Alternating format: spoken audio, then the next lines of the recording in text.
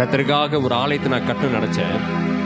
கர்த்தர் என்ன சொன்னார்னாக்க, நீ கட்டாத, நீ அநேக யுத்தங்களை செய்தவன், உடைய கை ரத்தம் சிந்தி இருக்கிறது, உடைய கரங்கள் எனக்கு ஆலயத்தை கட்டக்கூடாது என்று சொல்லிட்டார். ஸ்தோத்திரம். தாவீது கர்த்தருடைய ஆலயத்தை கட்டுவதற்காக வாஞ்சியாக இருந்த பொழுது திரளான பொன்னையும் வெள்ளியையும் வெண்கலத்தையும் ஸ்தோத்திரம் தேவதாரு விருட்சங்களையும் அவன் சகோதரித்து வைத்திருந்தான்.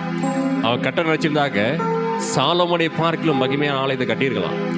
ஆனால் கர்த்தர் சொன்னார், நீ ரத்தம் சிந்தி இருக்கிற, யுத்தத்துக்கு போனவன், நீ எனக்காக ஆலயத்தை கட்டக்கூடாது. நான் உன் குமாரனை தெரிந்து கொண்டிருக்கேன், அவன் எனக்காக ஆலயத்தை கட்டுவான். ஸ்தோத்திரம்.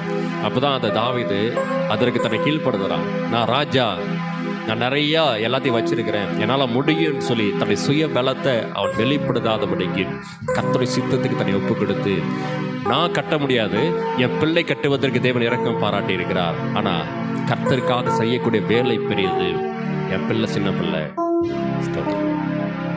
நீங்கள் எல்லாம் ஒத்துழைப்பு கொடுங்க, நீங்கள் எல்லாம் என் பிள்ளைக்கு ஸ்தோத்திரம் பக்கபலமாக இருங்க.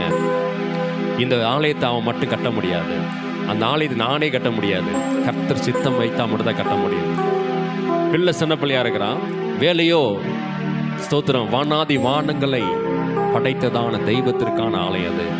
அந்த ஆலயத்தை கட்ட போகிறோம், நீங்கள் எல்லாம் என்னோடு கூட ஒன்று சேர்ந்து இந்த ஆலயத்தை கட்டுங்கன்னு சொல்லி தன்னுடைய பிள்ளைக்காக அவன் பரிந்து பேசுகிறான். அந்த சாலமோன் ராஜா அந்த ஆலயத்தை கட்டி அதை பிரதிஷ்டை பண்ணும் பொழுது கர்த்தருடைய அந்த மகிமையின் மேகமானது அந்த ஆலயத்தை சூழ்ந்து கொண்டது. ஸ்தோத்திரம். பாருங்க, எங்கே ஒருமனப்பட்ட உள்ளம் இருக்கிறதோ, எங்கே ஒருமனப்பாட்டின் ஆவி இருக்கிறதோ, எந்த இடத்துல கர்த்தருடைய சித்தம் அது நடக்கிறதோ, அந்த இடத்துல கர்த்தருடைய ஆவியானவர் நிச்சயமாக வெளிப்படுவார்.